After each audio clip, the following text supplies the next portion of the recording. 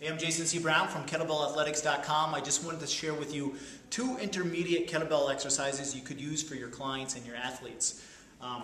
One is called an anchored snatch, and this would be a great exercise to overload the hips without necessarily adding a heavier kettlebell into the snatching arm or the snatching side. And you could use that for if you just want to get your athletes' hips stronger without necessarily overloading this shoulder.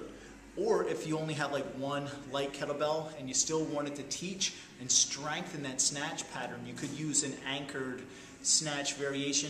Second implement does not need to be a kettlebell, it could be a dumbbell, but I'll show it to you.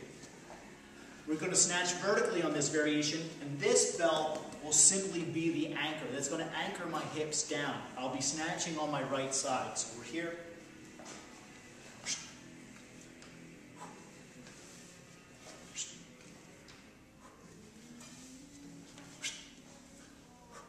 Again, say if you're working with an overhead athlete, you don't want to necessarily add more weight to their overhead motions for whatever reason, they're a young athlete or whatever. That would be a great way to overload the hips in that snatch pattern without necessarily adding weight to the overhead arm. Another variation, intermediate, is something called elevated snatch or extended snatch. You could also call it a deficit snatch. And basically what you do, if this would be too high, these are 4-inch boxes, you could definitely use just like a 45-pound plate, maybe a bumper plate, something else to elevate your feet. It deepens the range of motion, a little bit more of a squat pattern here.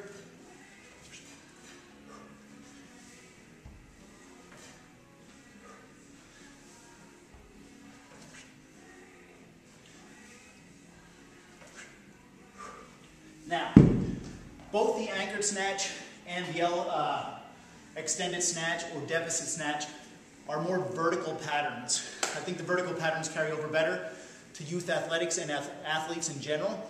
So try those out. Jason C. Brown from KettlebellAthletics.com.